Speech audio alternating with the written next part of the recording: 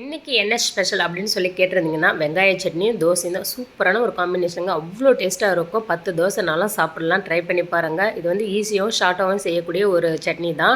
அதே மாதிரி நம்ம சேனலை பார்க்குறவங்க முதல்ல சப்ஸ்கிரைப் பண்ணிவிட்டு பாருங்கள். ஃபாலோவர்ஸ் கேட்டிருந்தாங்க அடைக்கு வந்து என்னென்ன இன்க்ரீடியன்ட் எல்லாமே சேர்க்குறீங்க அப்படின்னு சொல்லி நான் கண்டிப்பாக அதை டீட்டெயில் வீடியோவாக நான் வந்து போடுறேன். லைஃப்பில் ஒரு ஸ்டேஜுக்கு மேலே நம்ம வந்து எல்லாருமே சேஞ்ச் பண்ணிடுறோம் இல்லைங்களா? பொதுவாக சொல்லப்போனால் இது எல்லாருக்கும் பொருந்தணும். சாப்பாட்லேயே வந்து நம்ம எடுத்துக்கலாம். ஏன்னா இப்போலாம் ரொம்ப ஹைஃபையான லெவலில் வந்து நம்ம சாப்பாடு வந்து இருக்கோம் அப்படி தானே.